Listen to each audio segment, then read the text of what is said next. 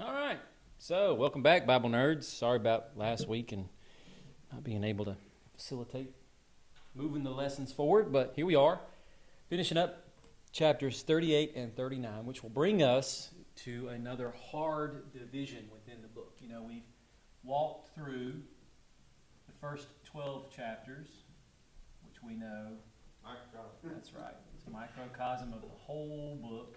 And then we've seen some other breakdowns, but I just wanted to remind us that when we looked at chapters 1 and 2, we saw at the beginning of both of those chapters some very key indicators that these particular oracles that are going to follow were not meant to be listed in successive order.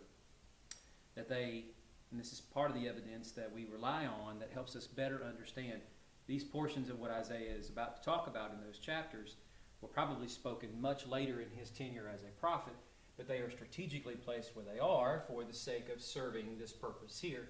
Because at the beginning of both of those chapters, we'll get this phrase, something to the effect of the visions of Isaiah, son of Amoz, regarding whatever. Well, we get the same thing when we get past chapter 12 on into chapter 13. So these are what we can consider hard stops that help us understand. These are ways of marking how the book itself is compiled. Well, when we get past chapter 39, which as we'll see tonight, will end with, if you've been keeping up with the historical sequencing, hopefully I've done an okay job at that as we've moved through this. We understand from what is said about Isaiah in the opening verse of chapter 1 that we have 5 kings that he lived under the reign of and prophesied under, and Hezekiah being the last of those. So what we also kind of have working as an underlying system of connective tissue is seeing how, considering in chapter 7 and so forth, we have the mention of Ahaz, and now we are working through the period of Hezekiah, that even some of the earlier material in chapters 1 and 2 may have been given during the reigns of Uzziah, the very first king that he was prophesying up under, that it's marched us through this in something of a loose sequential order, as goes the arrangement of these oracles, reflecting the tenure of these kings. But as we're about to wrap up the time of Hezekiah's kingship, and this historical block nestled right here in the middle of this book, that means with the prophecy that Isaiah gives of what's going to happen in the days after Hezekiah is dead, gone, he's collected up to be with his ancestors and buried in their tomb, and his sons will come after him, that Babylon and what he had just done is going to come back and bite him in a very, very bad way. And so that will move us through the period of the exile and captivity, because while Isaiah is a pre-exilic prophet, his tenure as a prophet was focused mainly during the time of Assyria. But as we've seen, scattered through several sparse places, starting most notably in chapter, I think, 13, and then later on in 17 and various other spots, we get the mentioning of Babylon. And again, during the days of Assyria and these more powerful emperors that are leading up to the destruction of everything west of the Euphrates River and the complete subjugation of everything from Syria all the way down through Egypt. That Babylon is a power player, but they're mostly getting kicked around by Assyria whenever Assyria turns her full attention, dominance, and might toward them. It's really only when Assyria seems to have her back turned, looking toward grander enterprises, that Babylon is able to gain an upper hand for a period of time. But nonetheless, the Spirit is granting Isaiah the ability to understand and see that eventually at some point, Babylon is going to become the critical power player, overpowering Assyria. And because of that, whatever is left of Israel after the time of Assyria coming through like a scourge, a plague in the land, swallowing up almost all of what was the 12 tribes of Israel when they deport the northern kingdom off into captivity, leaving only 2 small tribes and a very little kingdom left behind, that eventually Babylon is going to swallow that up too. All right, so if you remember where we were 2 weeks ago, we were going through this period of Sennacherib coming to lay waste to these 46 cities. Now, granted, the Bible does not tell us 46 cities. In case I have not made this plain enough, we get this from extra biblical records. And so there might be some measure of an exaggeration to this, but we already know from the biblical record that Sennacherib has his army that he is currently commanding all pent up at Lachish, which is not that far away, south by southwest of Jerusalem, and literally the last stop on the map before you would march an army up toward Jerusalem. So because of the fact he has conquered Lachish before he goes to Jerusalem, that we can at least loosely trust Sennacherib's own account, which he's the one that tells us that he dominated 46 cities before he went to take Jerusalem. Because he also preserves in that account that he did not conquer Jerusalem. So he does not call the biblical record into question by doing that. But when I say that, hopefully you understand I'm not pulling that from any specific spot in Scripture when I keep reiterating 46 cities.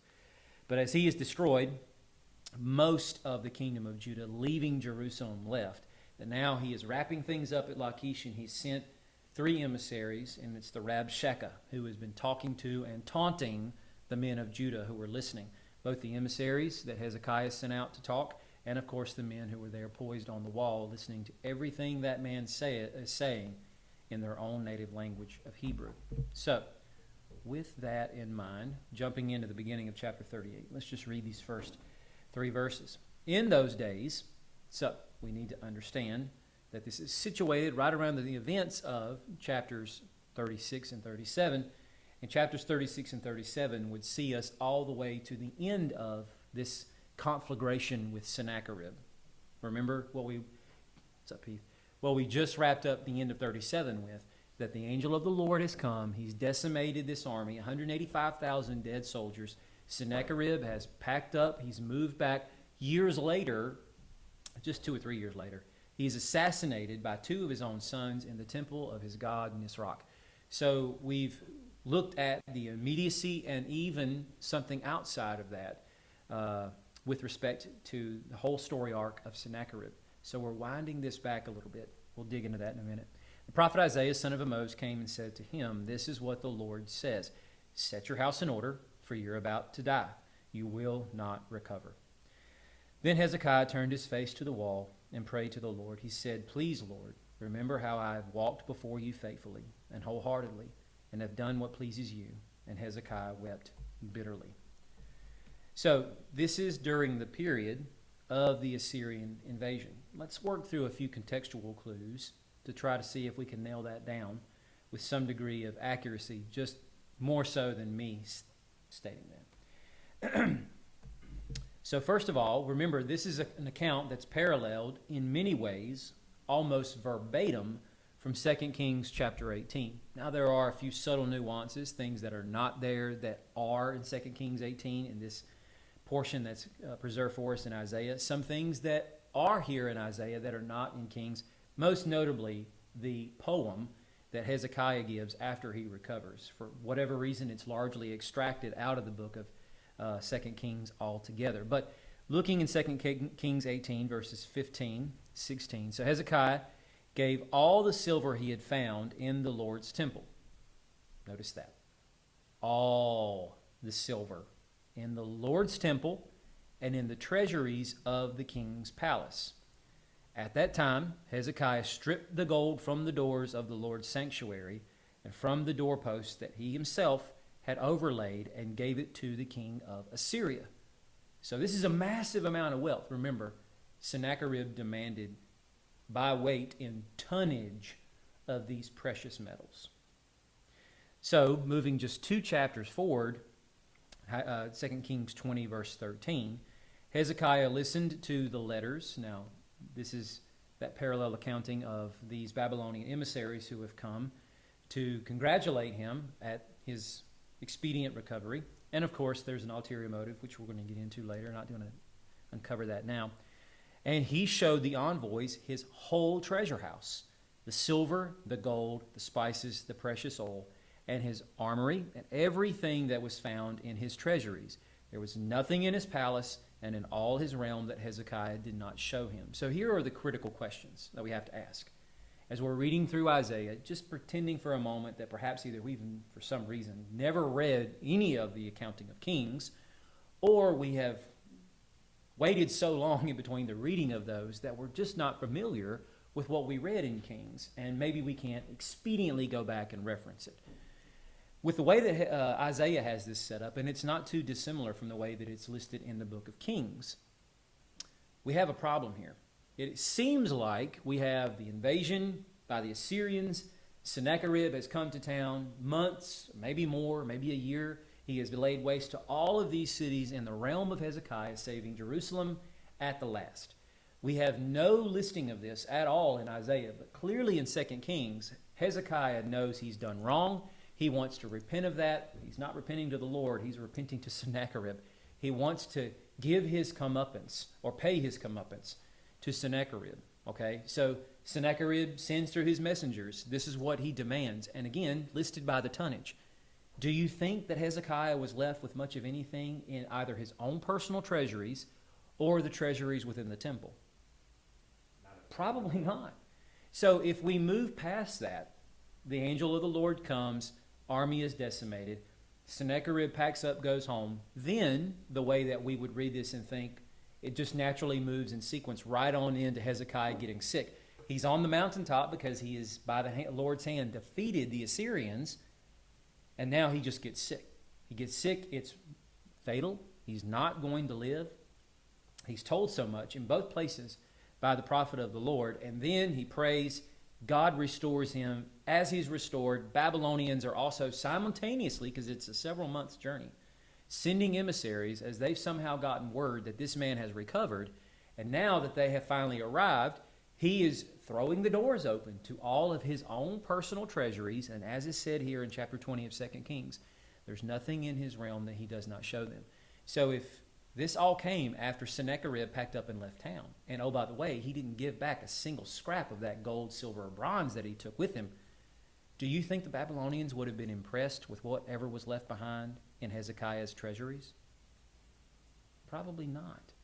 So that would mean then, if he wanted to show them, to bedazzle them, so that they would clearly understand he's got the resources for the thing that they are there truly seeking from him, that there had to be a vast amount of gold and silver all stored up, which would mean one inevitable conclusion to come to. And that is that this came before or after Assyria came to town. Before Assyria came to town, exactly. Or at least during the time that Assyria perhaps is in the land, but that would be highly unlikely, because with a massive army there being led personally by the Assyrian emperor, why in the world would Merodach Baladan, the current reigning king of Babylon, dare send emissaries knowing that he's going to have to do so at the risk of them getting caught, tortured, killed, their heads probably sent back to him as a token saying, we're coming for you next. We know what you're trying to do. So that wouldn't have been the case. It would have been at a time before Assyria shows up, right? It's important for us to get that down. Because if we can then see this in the reverse order it's meant to be seen as, though the accounts come in that reversal, or in that reversed order of attack by Assyria, then Hezekiah's sickness, it really should be flip-flopped.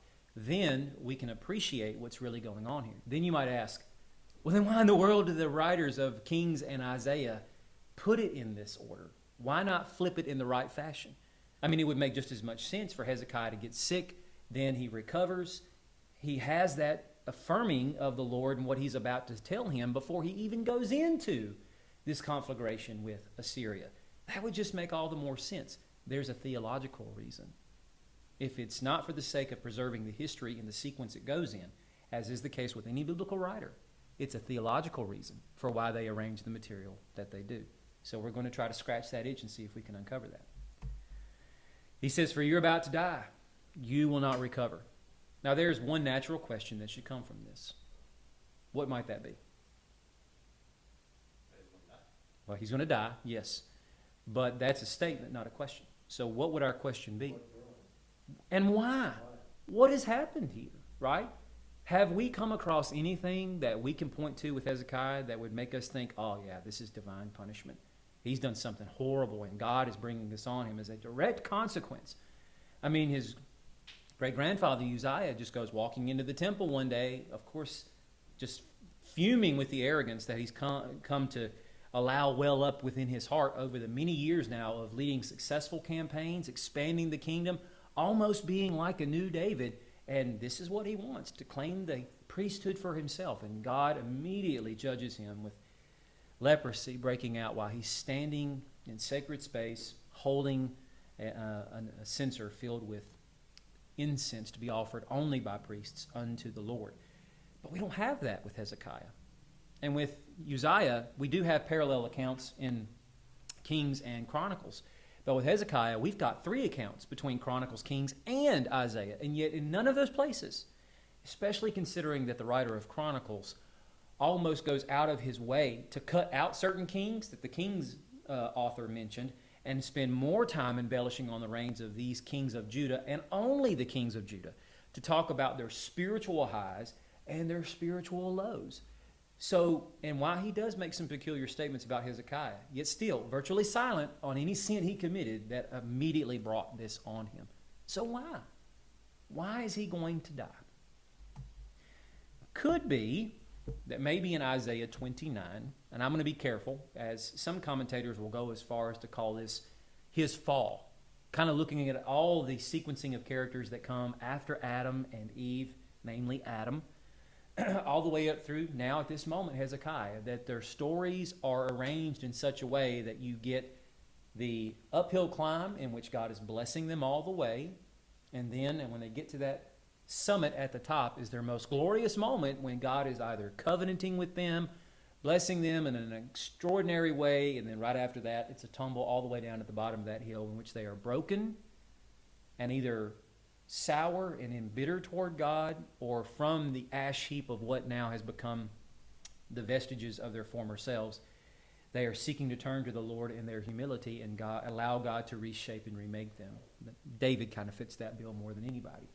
But all that to say, I don't know if we can really say this is Hezekiah's fall, per se, but it is interesting that Isaiah tells us all of this information before we jump into this historical block from 36 through 39. And in all of these chapters from 27 all the way up to 35, we are getting this long and drawn-out concept of what's going on in Jerusalem, the scheming on the part of all of those who are in charge of the fate of the people at every level of leadership, from king to nobles, and of course everybody who is serving in court-appointed positions with power and authority, Levites, priests, and court-appointed prophets. All of these people are involved in what can be summed up in verse 15 of 29. Woe to those who go to great lengths to hide their plans from the Lord. They do their works in the dark, and they say, who sees us? Who knows? Or the very next chapter, without asking my advice, they set out to go to Egypt in order to seek shelter under Pharaoh's protection and take refuge in Egypt's shadow. Now, if they're carting wealth down with them, what's the likelihood that this was the sole rogue venture of some Judite noble who was acting either against the king's wishes or without the king's knowledge to go and broker a treaty with the Cushite-led kingdom of Egypt, to broker a peace treaty and to get them to pledge their forces and their wealth and resources to the battle campaign that's inevitably going to happen when Assyria comes to mess in their playground? What's the likelihood that would have happened without Hezekiah being involved? Slim to none. So if that's the case, can we make the accurate assumption then, or mostly reasonable assumption, that Hezekiah was firmly in the know and maybe even supporting this bid to get Egypt on? Did it say that in what we already read? In so many words, yes. We might not have it in straight black and white. Hezekiah commissioned this. Right. But it's his kingdom. Yeah. right, it's his kingdom, and he's responsible. Either way, it's the old Harry Truman saying, right? The buck stops here. Unless it was Joe Biden. So maybe this is part of it. And of course, while it is succinctly stated, there is a long and drawn out process here that's involved in the scheming of what are we going to do? And we have options to either go to the Lord. After all, Hezekiah's father Ahaz dealt with the same thing with the northern kingdoms of both Israel and Syria, or Aram, that teamed up to come and kick him off his throne, which of course would mean killing him and of course his sons. So Hezekiah has the chance to act, as we talked last time, like the Son of God, or he can choose to act like his father has, which was in every way antithetical to the Davidic descendant, i.e. the son of Yahweh. So maybe that's part of it. He says, please, Lord, remember how I've walked faithfully, wholeheartedly. That is not to intimate or suggest the idea that he was sinless in any capacity. It's just to say that he has tried to reverence the Lord. And remember, what is largely kept almost exclusively out of Isaiah is what precedes this particular moment of Hezekiah's story in both the writings of Kings and Chronicles. The large campaign he undertook to undo the damage of his father Ahaz, right? His father Ahaz had shut the temple doors for years, outlawing any sacrifices to Yahweh. Hezekiah comes in and immediately wants to cleanse and restore the priesthood, and by virtue of that, cleanse and restore the temple and get everybody involved, not just his own kingdom.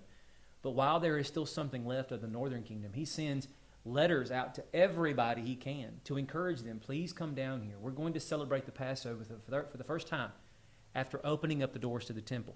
This is our heritage. And by ours, I don't mean the people who live in my kingdom. It's yours too. Come worship with us. So all of that wrapped up into these two words of faithfully, wholeheartedly. But while that's the case, he does seem at moments to crack under pressure. I mean, 2 Kings 18 again. He rebels against the king of Assyria, and he did not serve him. Now, here's the thing. His father Ahaz was the one that had conscripted Judah into being a vassal kingdom under Assyria's direct control. That's the reason Hezekiah is having to pay tribute to Sennacherib, or the Assyrian king, whoever he might be, in the first place, because of what Ahaz did. That was the tribute price to get Assyria to come and kick his enemies in the behind and get them off his back. Ignoring what Isaiah said in Isaiah 7. Do not fear. Calm yourself or guard yourself and do nothing. No brash action. But that brash action subjugates the people of Judah to the whims of the king of Assyria. So Hezekiah is attempting to make a power grab here to throw off Assyrian sovereignty to reestablish the sovereignty of the Davidic monarchy, who again, the son of David, per Psalm 2, is the son of Yahweh. He answers to one king, not two. So in a sense, that seems like a noble thing. But, as you were kind of guessing at a second ago, the buck stops with him. So if that's the case, when a man like this makes a power play like that, who is going to have to pay the price if that power play doesn't quite go the way he wants? Everybody in his kingdom. And of course, they do wind up paying the price. So with that, when he rebelled, we don't have any guess whatsoever that he sought counsel from a prophet like Jehoshaphat would when he's like, yeah, I hear what all these prophets are saying, but I want a prophet of the Lord. Let him come and tell me that this is what the Lord wants. We don't have him going and asking anyone, Isaiah or anybody else that was a contemporary of his, is this the time for throwing off Assyrian lordship? Or will the Lord bring that to pass in my lifetime? And because we don't have that, then maybe he's acting on his own accord or at the behest of his own counselors and advisors that this would be the right thing because the kingdoms around him, namely Egypt, would back his play. So, in the 14th year of King Hezekiah, Assyria's king Sennacherib attacked all the fortified cities of Judah and he captured them.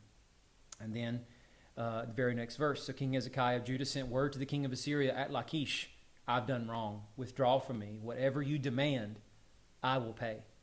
So he throws open the doors to his own treasury. But as we just read several minutes ago now, where else did he get this money from? The temple. He had made a votive offering to the Lord to replace the gold that had already been stripped off the doors. At this point, considering Hezekiah's place in the line of kings from Solomon all the way down, the gold on those doors had probably been stripped off more than once. They got to get tired of stripping the gold off. Because that's not an easy process, right? But who does that gold ultimately belong to? God. This is all God's stuff, especially the stuff in the temple. So for him to be taking what rightly belongs to the Lord to do the conventional and expedient thing of paying off the king of Assyria to get that big old gorilla off his back, of course, is to say, in a way, that he's not putting his trust in Yahweh. I mean, whether or not this was the right move to make, he's made it now. So what now? After all, Sennacherib comes to town, and when he does, We don't have Hezekiah folding up and saying, well, hey, I'm sorry. I acted on a hunch. I thought this would go well. But these guys are saying we have the option at this moment to either follow their edict, and that is to throw up the white flag, walk out of the city, give ourselves willingly to them, and let them deport us to another land. And they promise that everybody will sit under their own vine and their own fig tree. They'll give us horses to ride on. It won't be that terrible of a trip. And I would much rather that for you than us fight what we know is a losing battle. He doesn't do that. Just, it has nothing to do with the Bible story, but is there any record anywhere that they actually did that with people that they took over? Like, put them in places that, Relocation? was it just talk, or was it something they actually tried to practice? You mean actually deporting them from their homeland elsewhere? Yes, that is firmly recorded in several ancient Near Eastern They didn't records. give them a big green horse. That's what, No, that's no, what that I was asking. It was all just, like Cherokee Indians' Trail of Tears kind of thing. Yeah, Slave. absolutely. that's Yeah, what I was getting at. it was in every way meant to be heinous, and there's really no reason to assume the Assyrians would have actually lived up to that. It's just one way to try to get them to buy into the idea that, hey, yeah, we're going to treat you humanely, right? Get them to willingly move. But Hezekiah doesn't fall for this. He goes right to the Lord. And then he sends emissaries to God's man, Isaiah, to pray to the Lord, right? And Isaiah spits out a message. This is what he had already been telling his father before him and Hezekiah for years. Trust the Lord. And the Lord delivers, resoundingly so. So all that to say, he may have followed him faithfully and wholeheartedly, but there were some issues along the way as well. Sorry. No, go ahead. We're still trying to get at a why, as to why he Mhm. could have been sick, right? Mhm. Who could have fallen out? Like, we're trying to find maybe, was there sin that led to the terminal illness, right? Right. Is that still what we're trying to figure out? Somewhat, yeah. Okay. Because, I mean, yeah, it's kind of surprising that you don't have a direct reason as Right. to why. Typically when you have like David messes up with Bathsheba, Nathan comes and tells him flat out, You're the man. you're the man. Yeah, this is why this is going to happen. This is the consequences that will follow. So it is interesting that you don't have that with Hezekiah, where it's so far as you don't have a direct link as to why he's so. So far, we're saying don't steal gold, silver from the temple. Right. And especially considering the character of his son who will follow him, who is not a good king. And so, God does what he does. But, he's told to set his affairs in order. And the assumption would be within days he's going to be a dead man. And so with that, like most Judean kings at this point, following the practice of David, have already installed a son who is going to succeed him as a co-regent, to be trained as king, and then, of course, to leave no question out there as to who is the legitimate successor. So that would mean if he hasn't made that choice yet, that he's going to have to do that very, very soon. That's part of getting his affairs in order, right? And so if he were to choose that son, the assumption would be that son probably would have just folded on up and surrendered to the Assyrians, or been like Zedekiah in the days of Nebuchadnezzar, that he would have fought to the last man, but like a coward tried to run away from the city in the middle of the night and leave his own people to suffer the fate of the invading Babylonians when he knew all was lost. So why would God make a choice like this over a guy like Hezekiah who he knew would seek him, right? Maybe it's one of those things where it's kind of like Moses up on the mountain.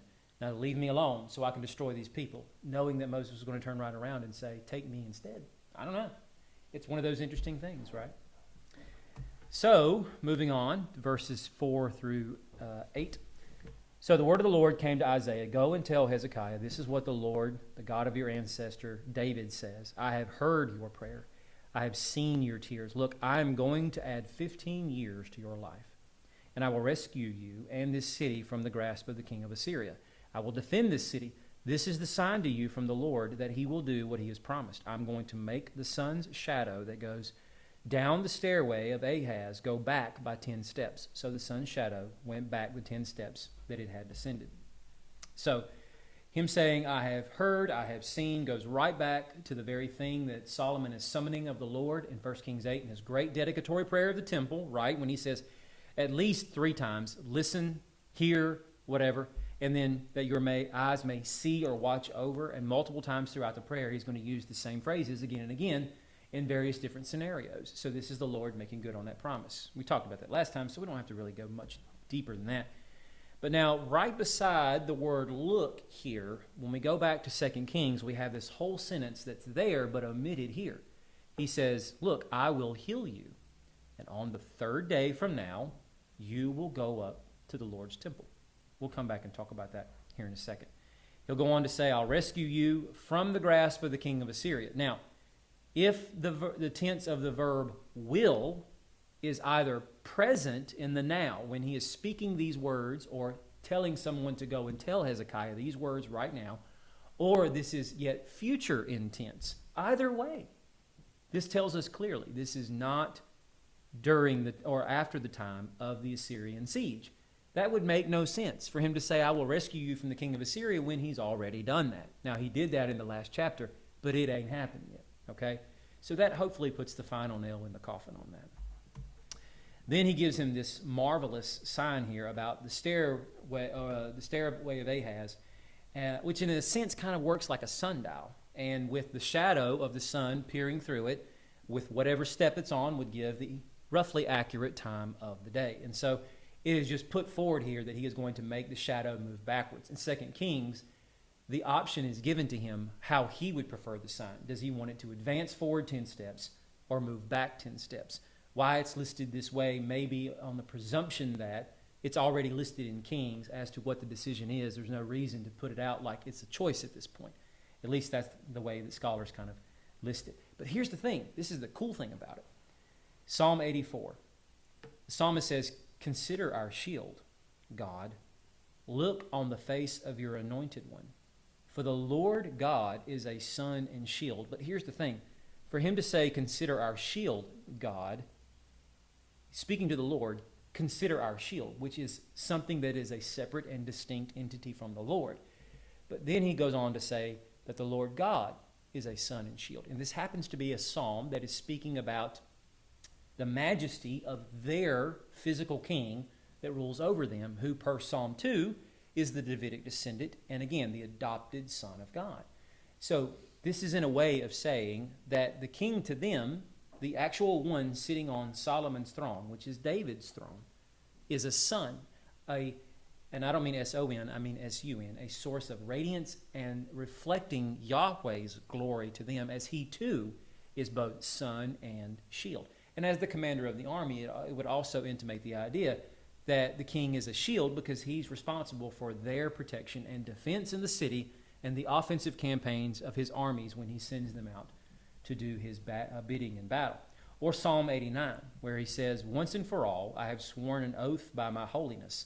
I will not lie to David. His offspring will continue forever. His throne like the sun before me. So just very poetic ways of speaking to the idea that the king of Israel is, in a sense, to his own people, like sun and shield, as much as God is considered that, as they are both kings ruling over them. So to not confuse too much, let's back up just a second and go back to this sign.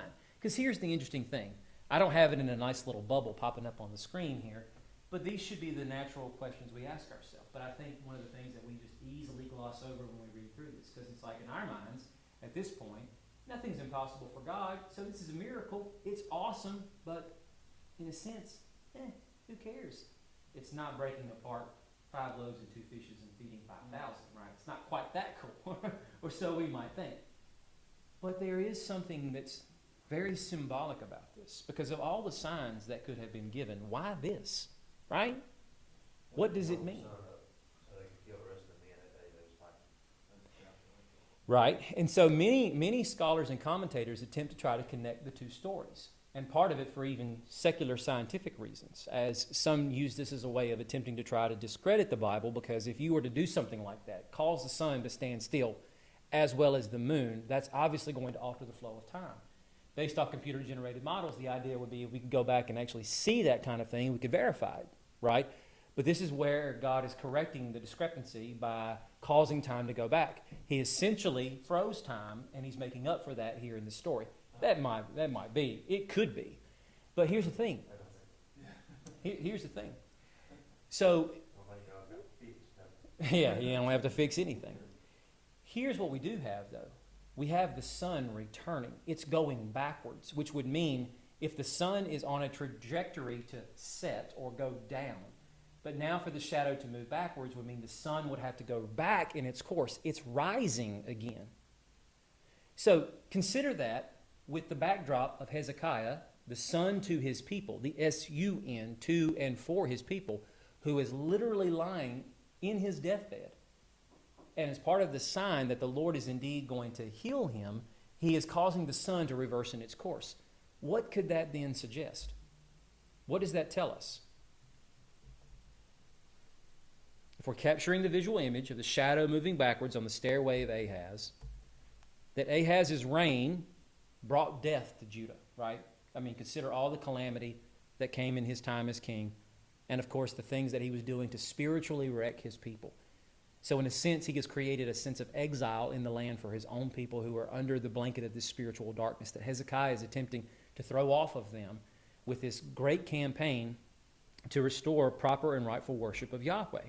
So the moving of the sun backwards in its course almost symbolizes the revitalization of the king and the whole dynasty. It's like ending that spiritual exile and bringing with it the exodus that Hezekiah wanted to achieve, because God is going to allow him graciously to continue on another 15 years as king, and of course the work that he has already begun in the land and hopefully will continue if he faithfully walks with the Lord, per his own report, right? Faithfully, wholeheartedly. So do we kind of capture the visual imagery here of the sun going back, and by virtue of that, it's symbolically kind of speaking to the idea of the revitalization of the Davidic kingship. And you said that in Kings, he's given a choice Mhm. of which way to go? Right. What's the significance of him getting a choice of? Yeah, that's interesting. And I don't know personally. Maybe in some way it kind of falls in the vein of Ahaz many years before, when Isaiah is coming to him and he says, the Lord is giving you the chance to choose whatever you want, right? I don't know. Same kind of offer in a sense. Perhaps. Because then, you could take what I have just fed you about the revitalization of the kingdom. What would have happened if Hezekiah wanted the shadow to move down? Yeah, 10 steps. And of course, that puts the sun further down. I don't know. We don't have that side of the story, so it would be tough to say. Yeah. But what is also...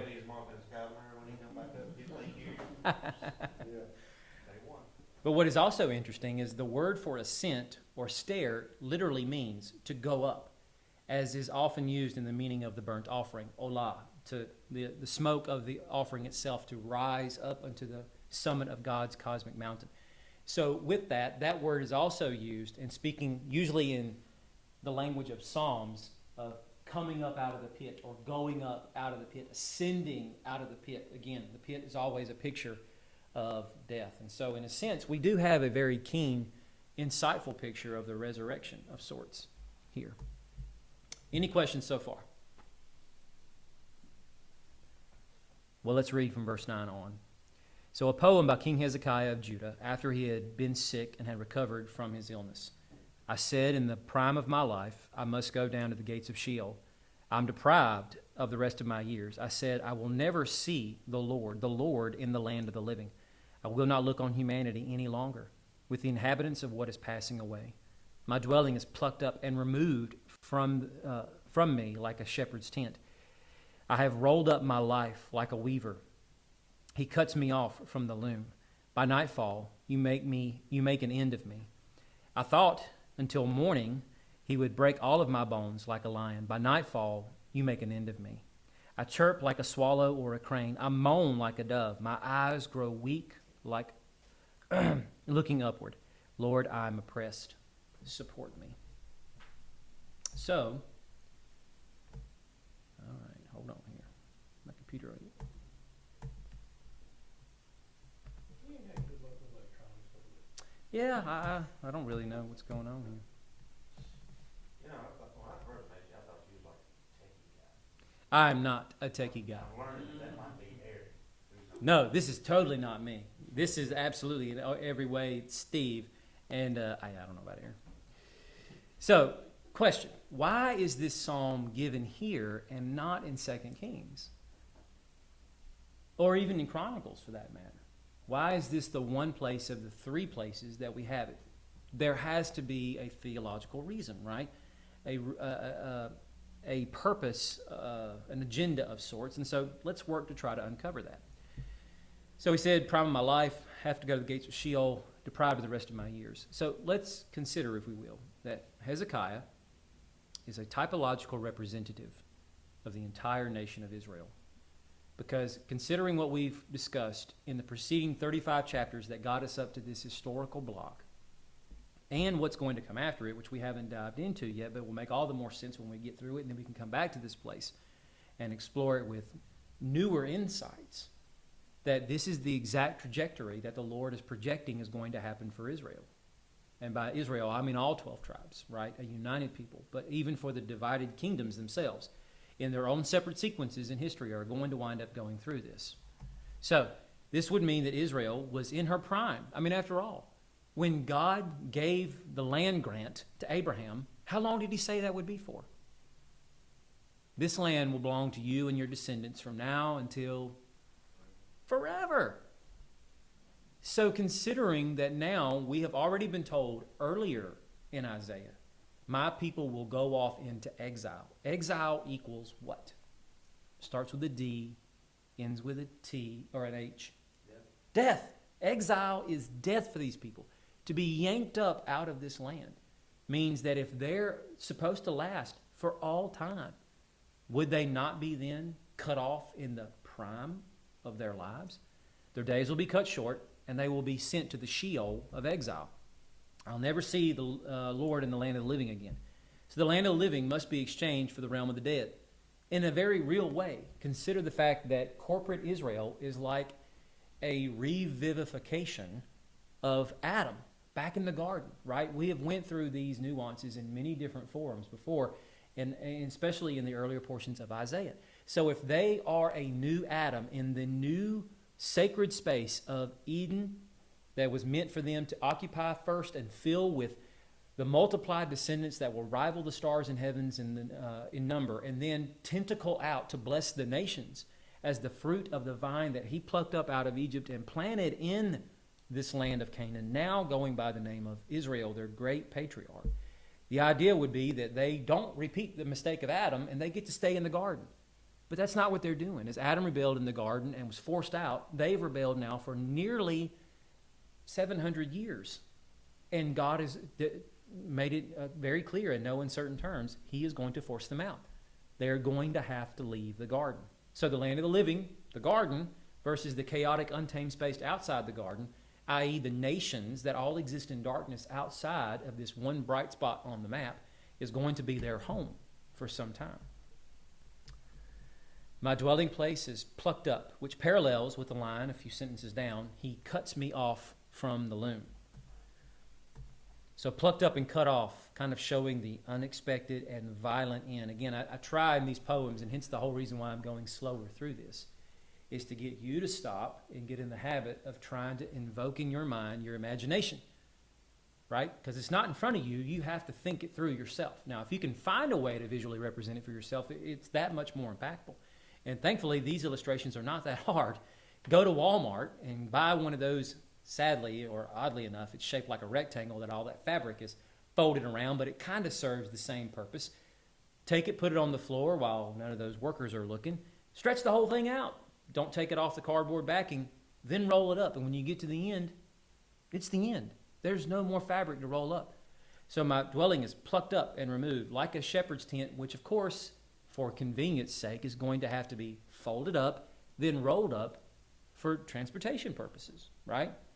Or cutting one off from the loom. You've got this massive tapestry or blanket or whatever has been attached to this thing while thread upon thread has been woven through this, and now we've gotten to the end of it and you have to completely cut the thing off. That's a violent process, is it not? Whatever sharp instrument you're using, there are dozens upon dozens of threads that are still waiting for the next passing of the shuttle to go through that to lay down the next row of thread. But you, as the skilled weaver, know that you have nothing else to add, and so you are severing, almost the same way that you would amputate an appendage on a human body from what is left of it. And now it's dead and lifeless and laying on the ground. So this fabric is going to be violently severed from what is left behind on the loom, never to be reattached again. That's incredibly violent when you think of it, because you got to jerk the tent pegs up out of the ground for the shepherd's tent, right? Slap that thing down on the ground, roll it all up, and you make that a very quick, expedient process. So, Israel, if that's the case, then that would kind of seemingly suggest they're about to undergo a rather violent process of being plucked up out of the land, cut off from the loom. That's the whole thing with the Assyrian siege, of course, and while they didn't learn the lesson from that, eventually what's going to come with Babylon. He will break all my bones like a lion. Speaking about the Lord is going to break his bones like a lion. Remember, it wasn't that many chapters ago in chapter 31. As a lion or young lion growls over its prey when a band of shepherds is called out against it and is not terrified by their shouting or subdued by their noise, so the Lord of armies will come down. And remember, when we explored that together, we came to discover he's not coming down to trounce Israel's enemies. He's coming down to trounce Jerusalem. They are the prey trapped up underneath his paws that he has conquered, which, of course, is what he's using Assyria to do, right? I chirp like a swallow or a crane. I moan like a dove. My eyes grow weary from looking upward. And what do you think he's looking upward? Do you always look up when you pray? Exactly, because you always look up when you pray. So chirp or whisper, which is what that word literally means, and moan or groan, which would be another way of looking at moan, are inarticulate sounds. When you chirp or you moan, are you saying anything anyone else can actually discern? So if you are chirping or moaning and nobody can discern what you're saying, are you effectively communicating? No information is being passed, and there's nothing for the other person to take into consideration or act on. So he speaks of the perceived ineffectiveness of his praying. That he has prayed, and he has prayed, and he has prayed some more, and yet still it has led him nowhere. And now he gets the final death nail in what will be his coffin as the prophet of the Lord comes and says, time's up. And as Isaiah has already said back in Isaiah 31, like hovering birds, so the Lord of armies will protect Jerusalem. By protecting it, he will rescue it. But passing over it, he will deliver it. So in a sense, he's kind of connecting the images of what's already come in Isaiah 31 with the use of lion and birds in both the same sequence, which of course is meant to lead us right into the rest of this poem, which we'll read now. So what can I say? He has spoken to me, and he himself has done it. I walked along slowly all my years because of the bitterness of my soul. Lord, by such things people live, and in every one of them my spirit finds life. You have restored me to health and let me live. Indeed, it was for my own well-being that I had such intense bitterness, but your love has delivered me from the pit of destruction. For you have thrown off my sins behind your back. For Sheol cannot thank you, death cannot praise you. Those who go down to the pit cannot hope for faithfulness, or for your faithfulness. Only the living can thank you, as I do today. A father will make your faithfulness known to children. The Lord is ready to save me. We will play instruments all the days of our lives at the house of the Lord. Now Isaiah had said, let them take a lump of pressed figs and apply it to the infected skin, so that he may recover. And Hezekiah had asked, what is the sign that I will go up to the Lord's temple? Which we'll get to that ending verse here in a second. But so the rhetorical question, what can I say? Hezekiah admits there's nothing he could have done or would do to bring about his deliverance from death. Only God would have that power. And that's the same for the Sheol of death or exile that Israel is going to go off to. I mean, like, what is the intended purpose of every one of these nations being carted off into exile by the Assyrians and later by the Babylonians? It's not to tick them off so that they will rebel. It's to suppress rebellion. I mean, it might not be the case for the initial generation of those deportees, but once you've been born in a land that's not your own, what allegiance do you have to some far-off mystical place that your parents are describing for you that you've never laid eyes on when you make a good living here, right? Now, it's one thing when you're yearning like slaves because your life is meaningless and you're being worked literally to death, and you'll do anything to escape, even if dying is the end result, because dying is better than living here in slavery, or at least to some. But when you are assimilated into the civilization itself and you worship their gods, you make a living doing what everybody else around you does, and if it wasn't for the fact that people call you by a different ethnic name, You wouldn't know that you're not a Babylonian or whatever the case might be. So why in the world would you feel any sense of connection back to this land that your ancestors came from? And depending on how long you've been living outside of that land, that nobody even knows an ancestor anymore who actually remembers living in that land. If that's the case, then, if they would not move of their own accord to want to go back and reclaim the land of their heritage, only God can resurrect a literally dead nation from the ash heap of what the Assyrians and the Babylonians would create, right? So they'll do nothing to contribute to their own resurrection from the death of exile. He goes on to say, walking slowly because of the bitterness of my soul. But now what we should not take this to mean is that he is saying he is bitter, like the way we would be if someone offended or hurt us deeply. And thereby we accord bitterness in our heart or a deep sense of hatred and malice toward them that leads us to only being bitter in our dealings with them. That's not at all what he means. So if that's not what he means, what do you think in this context he's referring to as his bitterness of soul?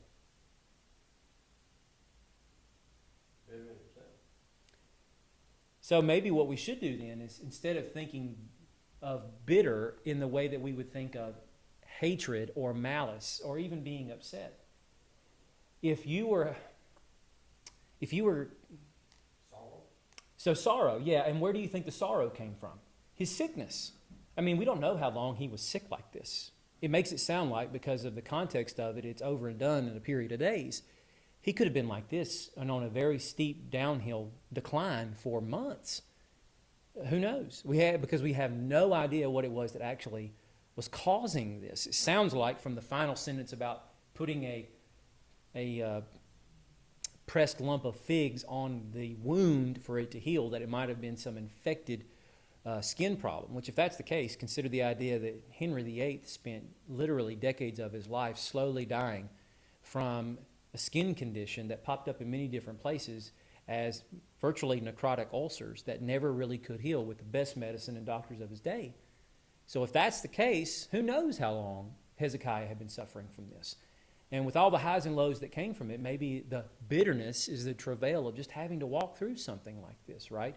A calamity that you really just seemingly couldn't get over, but yet he'll go on to say it was for his betterment. But to walk slowly or carefully, which is what it literally means in Hebrew, that would insinuate the guarding of your steps because of what you experienced. I walked along slowly all my years because of what's happened to me, and now training me for what's coming next.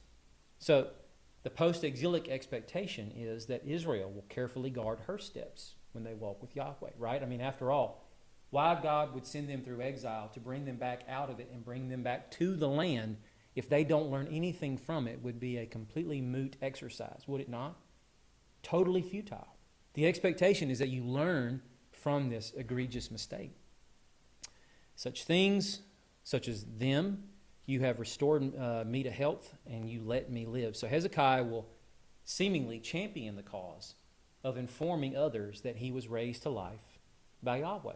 He'll even hint at that when he goes to the bottom and talk about a father teaching his children about all the wonderful things the Lord has done. So Israel will have to take her place amongst the nations again, and once more bear witness to Yahweh's faithfulness. Now, I'm going to drop this seed now because it's still some time before we get there.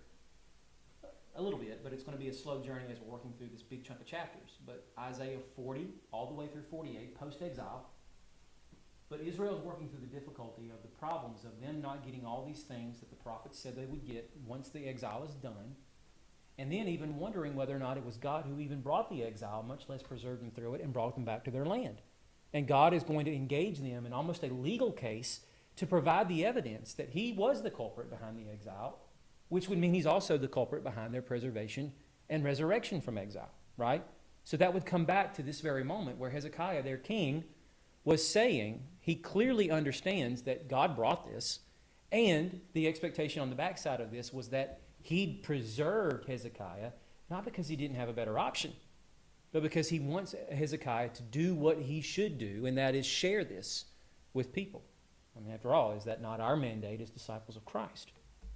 So, indeed, it was for my own well-being that I had such intense bitterness, which would hopefully draw our minds away from the idea that, again, this is some emotional sort of stinging pain that, again, we might harbor towards someone who has hurt us. he is speaking about his calamity and what he has learned through this, that now he understands how the Lord was, as Paul would say, working all things to the good of those who are the called, right? So the calamity expanded the depth of his relationship with Yahweh, as oftentimes these things do. The crucible of pain and suffering causes us to depend on him in ways that we never would apart from that. So it would be for Israel's own good that she would be exiled so that she could be completely broken down, melted, considering some of the poetic language that is used earlier in Isaiah, so that all the dross and impurities be extracted from the silver that she is, and that what comes on the other side of that, when she cools down, the beauty, the glory from that shimmering piece of purely refined silver will be the witness to the nations of God's faithfulness and his mercy. So your love has delivered me from the pit of destruction, right? You've thrown all my sins behind your back. So here's the thing. This is a new facet of Yahweh's love that's made known to Hezekiah. Because up until this point, in any sequence or part of the sequence of Hezekiah's story, do we have any concept of his own personal level of relationship to Yahweh and his devotion? David, man, you got scores of that stuff, right? I mean, it's all throughout the Psalms about his ups and downs with the Lord. And at the moment, he feels like he is just wrapped up like a child in God's arms. And the next minute, God's got his boot on his throat. You don't have that with any of these other kings, except for this one little brief synopsis where he is saying that God tenderly loved him, delivered him even from death. Those are invoking David's language, like from Psalm 13 or Psalm 18. And then thrown all his sins behind his back. So here's the thing. What sins? It's impossible to know. But here's what's not impossible to know. How much of those sins were tossed behind Yahweh's back? All of them. And here's another thing. It would seem that in this, Hezekiah is in some way attaching the concept of sin being maybe the cause behind why this happened, or at least very intimately intertwined with it, such that with the process of him being healed from the physical calamity, God is also expunging him of his sin. Kind of goes back to Isaiah 6, right? When Isaiah has been preaching against all of these nations, and then when he's standing before the Lord, he realizes he is a man of unclean lips, living amongst a people of unclean lips. He is saying of himself, woe is me, I am undone. And then what does God do? He heals him in a sense, right? By touching that burning piece of coal to his lips to atone for his sins. So Israel would know Yahweh's love through redemption, through a new Exodus, one that would happen in their own lifetime, that would become something to build on to the original Exodus, but be all the more reason to understand that through two Exoduses now, there's no reason to question God's love for them. Sheol can't thank you, right? So those in Sheol, those who have been swallowed up by death, they cannot hope to experience the faithfulness of Yahweh. I mean, how can you, right? The faithfulness of Yahweh is meant to stand out in such a time when his people are in great dire distress and need, and they are stripped bare of any possible hope in anything else. Remember when we moved beyond Isaiah 12 and the sequence of nations, the stories from Isaiah 13 all the way up through 24, dismantling all of those nations around them so they cannot lean on any other crutch but have to rest solely in Yahweh. That's what the faithfulness of Yahweh is meant to demonstrate. But what does that matter to a person who's dead? How does God deliver them from death? That doesn't happen in these stories, right? It's saving them in a moment like Sennacherib and his army pressing the advantage, and God shows up to do the miraculous thing that they couldn't have possibly done on their own to save them from the certain clutches, jaws of death. So he's saying, that's why you have saved me, because you want me to go and share your faithfulness with those, right? They can't experience the faithfulness of Yahweh if they have unremitted sin. So Israel, they will know the faithfulness of Yahweh, along with their own sins being pardoned. We're going to see this when we flip over to chapter 40 here, not too long from now, when God tells them, as he says, comfort my people Israel, tell them that their time of hard service is over with. Their sins, their iniquities have been pardoned. The living, only the living, they get to see fathers telling their children. So only the living can know the forgiving and delivering love of Yahweh. It's a privilege that a father should pass to his son, that if he's walking rightly, right? I mean, is that not the crux of the Shema, Deuteronomy 6, that fathers are supposed to tell their sons, wherever they are and in whatever they're doing throughout the day, you are to make the good and gracious deeds of the Lord known to your family. Or Psalm 88, another way of looking at it. Do you work wonders for the dead? Do departed spirits rise up to praise you? will your faithful love be dedicated in the declared in the grave, your faithfulness in Abaddon, or the pit, the abyss, right? Psalm 88 is part of exilic literature. It's the third division of the Psalter. It's been a while since I brought this up. I'm going to make it very brief, but remember, the Psalter is divided up into 5 different scrolls, and each one of them carry with them their own theme. If Psalm 2 is embedded right at the beginning of the Psalter, speaking about the exaltation of the Davidic descendant as the Son of God, we're kind of looking at it like the uphill climb until you get all the way to the third division of the Psalter. And with the third division of the Psalter, the entirety of that corpus is all nothing but psalms that speak to either the defeats that David went through because of his own rebellion against the Lord, or more importantly, the rebelliousness of God's people and his judging of them and the calamities that they suffered. That's the whole theme of the third Psalter. So if this is exilic talk here, then it's sharing very keenly with what Hezekiah is saying here, right around the time that this exile for Israel or Judah is about to transpire. Lord is ready to save me. The temple, as contrasted with the gates of Sheol, which again we read back in verse 11, right? Because he says this is going to happen at the house of the Lord. The Lord is ready to save me. We're going to proclaim praise to him with the playing of instruments like David did all the days of our lives, as David said we would do in his Psalms, in the house of the Lord. So deliverance from death or exile leads to the presence of Yahweh and his praise. I hopefully at this point have taught you enough about the Exodus story to start looking at it with generalities in mind, which would mean when we leave Egypt, where's the next place that we stop? The big point on the map. Not Elim, not Meribah or Massah. The next big spot on the map that they're going to stay at for a good while is what? Mount Sinai, right? And when they get to Mount Sinai, you were thinking about a mountain, buddy. I was thinking. I am jazzed, man. Thinking in the right way. Jesus. Yeah. And there they meet Jesus, right? Because he comes down on that mountain. The idea is that this becomes a prototypical cosmic mountain. It gets packed up in the tabernacle that's made at this site. So the whole idea is that this is the place where the Lord's house is forged. So they go from exile directly to God's presence. He tells them, using the poetic language he gives to Moses, I brought you here on eagle's wings. Never mind the fact that their literal journey was through footsteps, all through the desert to get there. But he's saying he brought them swiftly to him on eagle's wings, right? Preserving them the whole way. So, Isaiah 12, let's remember what we've already read. I will give thanks to the Lord, although you were angry with me. Your anger has turned away, and you have comforted me. Indeed, God is my salvation. I will trust him, and I will not be afraid. So, just to finish that little spot up before we move on to chapter 39, this is our last slide popped on the screen, so we've got plenty of time to talk about this. But remember, he asks, what is the sign that I will go up to the Lord's temple? What immediate question should jump out in your mind? Or perhaps a statement?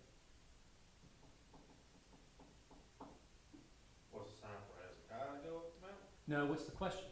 Well, he asks that, what is the sign that I will go up to the Lord's temple? It's he's doing better than his dad did, for one. Okay, that's a great observation. He's asking for signs versus turning them down. I know sometimes when I ask these things, it's like, okay. I did say statement, right? Is this testing the Lord, I guess? Okay. Could you throw that question in? Oh yeah. I mean, I'll take any question. Yeah. But where I'm going with it is does it seem out of sequence though? I mean, after all, the prophet has already given him a sign and told him. And if it delivered you from Assyria, I would say now is a good time to go. Right, yeah. As far as timing, you're absolutely right. Right. Now, of course, if all of this is happening before the siege by Assyria. Yeah, it hasn't happened yet. Right. Yeah. So Exactly.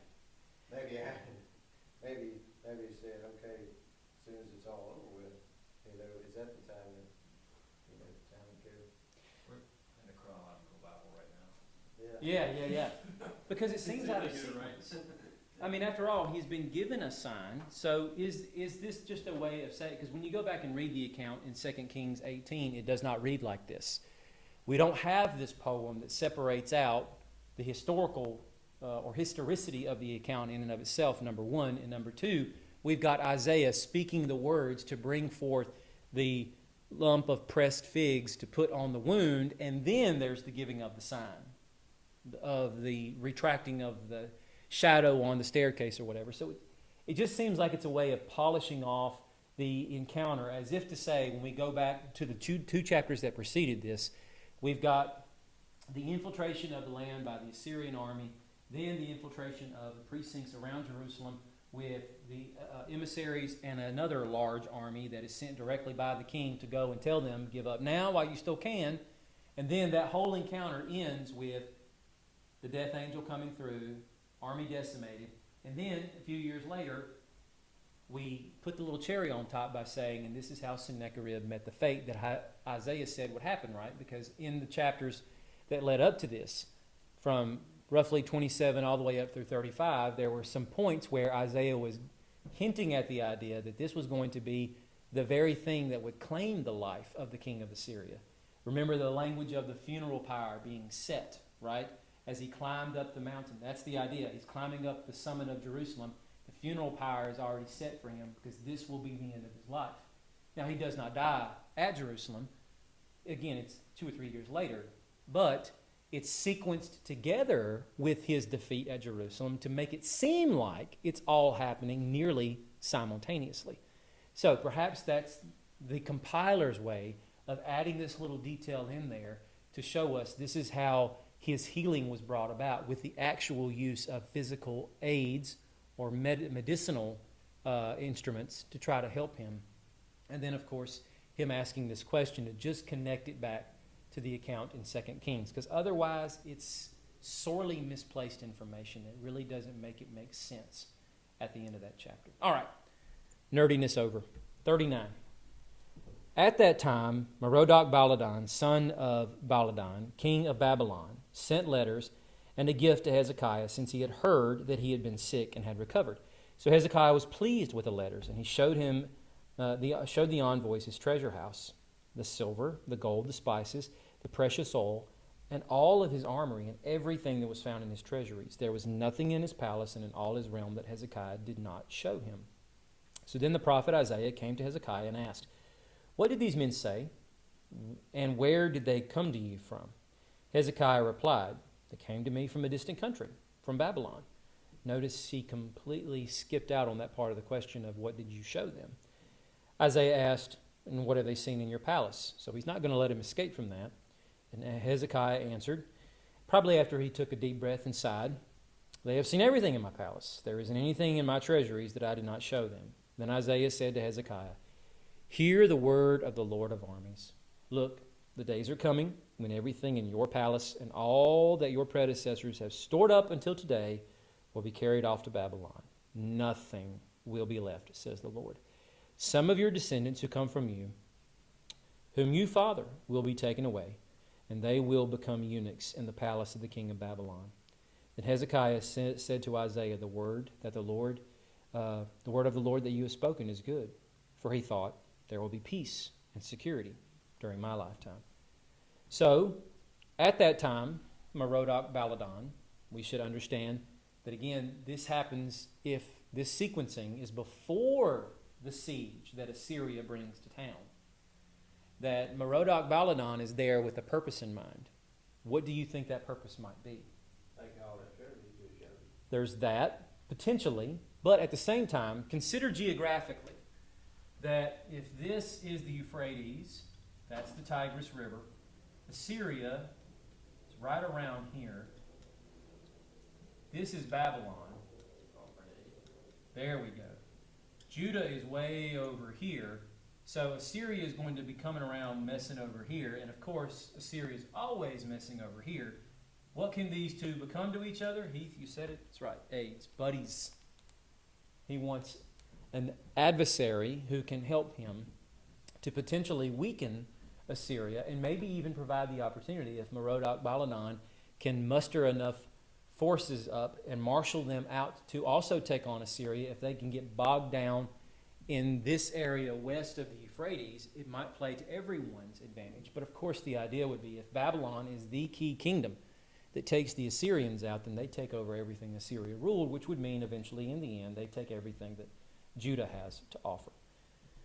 No honor amongst thieves, right? That's what happened along game. So since he heard that he had been sick and recovered, this provides the opportunity and occasion to come and get into the good graces of Hezekiah. And of course, considering the great and resounding victory that, I was about to completely confuse us. There is nothing in his palace and all his realm that he did not show him. So that means everything was completely laid bare. And the prophet Isaiah comes and he asks him, what did you show them? Where did they come from? They come to me from a distant country. What did they see in your palace? I think when I originally set this up, I meant to read all of these verses in sequence like this versus just read. So what we'll do is we'll just skip to the end of this and what this means. But before I get to that point, let me just simply say this. When pride replaces humility, self-satisfaction replaces concern for others, and works replace faith. And when that happens, the die is cast, and the kingdom is doomed. So this is after the Assyrian. No, No, This moment this is right here. before. All right. Why did But he was say sick and then he got good? healed. Why did Hezekiah say the word of the Lord that you have spoken is good? After he just told him, they're Christians, they're gonna come eventually and take everything here. Because it would make absolutely no sense, right? I mean, us looking at it as complete objective spectators would hear those words and know that this would mean you are sealing the fate of my sons who will come after me and rule in my stead, which would mean if what you say comes true, then this kingdom in no way, shape, or form will survive. Because if royal sons are taken off to become eunuchs, which are literally nothing more than slaves in a foreign king's court, and nothing that they have seen will remain here, but all of it will be carted off, then the kingdom itself will become destitute. So if it's destruction of the king's house, plus it's the destruction of his physical dwelling space and the temple where more wealth is kept than in his own palace, who would ever think that such a thing is good? But now an indicator is given here that apparently he is at least satisfied with the idea that this will never happen in his own day. So it's not his problem to have to deal with, which again would perhaps be better understood by the phrase I just read, that when pride replaces humility, self-satisfaction replaces concern for others. It's not to say ultimately he doesn't care, but what can he do about it, right? What's done is done. Now, that always kind of shocks me as a little surprising, because it's amazing how the Lord will turn on a dime in the midst of true, genuine repentance. Some of the most poignant examples of that in Scripture come from the lives of two of the worst and most wicked kings of both kingdoms, Israel and Judah. Ahab being that figure for Israel because of all 20 kings that ever ruled on that throne. Wherever the capital may have been at any given time, nary story do we ever get the slightest hint of repentance on the part of any king except for Ahab when Elijah came after the debacle of him seizing Naboth's vineyard. And he says that God is going to literally and utterly obliterate Ahab's house and dynasty. There won't be a dynasty after him. Ahab turns. He repents. He dons the sackcloth and ash. And God comes to Elijah and he says, have you taken notice how Ahab has repented before me? And that doesn't completely assuage God to the point where he renounces any and all claim to what he has said is going to be the judgment that will come upon Ahab's house. But it does not happen in Ahab's day, which was what the words of Elijah were meant to signify, that Ahab was going to suffer the terrible fate and calamity of an awful death at God's hands. Or Manasseh, who ruled for over twice as long as Ahab did and did some awful things. Why didn't Hezekiah do that right then? Instead of saying, okay, it's good. Right. You know, why didn't he repent or even pray, ask like he did when he was sick? Just prior to this. You know, why didn't he repent of what he had done, showing the Babylonians? Exactly. And what's stranger about that, too, is how this is how his story ends in every place it's given to us. That we don't have anything left other than, and at such and such an age, Hezekiah was gathered to his fathers, and then his son, who reigned after him, was installed as king. So it almost is set up like the storied sequence of all of these other kings, including David, who had their ascendancy and then fell. So that part of Hezekiah's potential fall, if it can be seen that way, is the process of him scheming while he's also... And so the scheming, I don't think, should necessarily be seen as him being flagrantly rebellious against God. How can he do that and yet have such a true and genuine heart for the things of the Lord and wanting to invite people to come and celebrate Passover after renovating the temple and cleansing the priesthood? That would make no sense. If anything, it just seems like he's listening to the conventional knowledge of his day, which sounds like a great plan. It all works out on paper if we can just get the variables to come together. I don't see how Assyria can stand a chance against us. Or maybe it averts catastrophe altogether once they hear that we are allied with Egypt and we all stand as a united coalition of kingdoms that will not put up with them coming and messing around on our playground. But it doesn't sound good to God. And of course, God is deeply offended by the idea that they didn't even come and seek counsel from him. All that to say that if that's not his fall, then certainly this moment has to be, when he in his own pride did this. But notice again, and this is why, and I'm glad that my wife is finally trying me to think a little bit like she does, because I'm sure I hear her voice in the back of my mind as we would be going home. She would be telling me, "You threw that out there and you never answered it." And I hate it when you do that. So I threw that out there. There's got to be a theological reason for the construct of the contents of chapters 36 and 37, the siege, which happens after 38 and 39, coming before 38 and 39. Perhaps this is the reason why. Because what would you say is Hezekiah's single greatest moment of triumph? He repents, or praise the Lord and have Assyria done away with at the gates. That's his mountaintop moment, right? But in order to follow the rest of the books of the other king's failures, this is the failure. There you go. Right after What you would success, great failure. Right.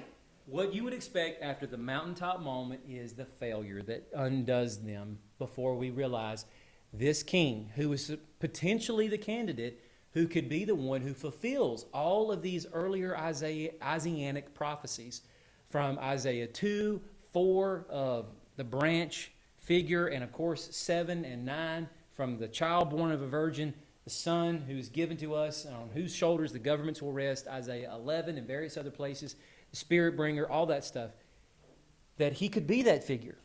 So he gets his chance to sit underneath the spotlight, and he plays out the diorama of his life. And when it's all over with, we get to sit in sound judgment and ask him the question, was he that son of David? No, he's not. So the carousel turns. Hezekiah goes off stage, and we're waiting for the next person to take their place under the spotlight so that we may evaluate them. And those stories are always left with that last piece of the sequence given to us to show us with no uncertain terms, without question left, do they fit the bill? Do they get to wear the mantle? They don't. They don't. He's not the one. He's not the one. Quite clearly, he's not the one. All right. So any final questions or comments?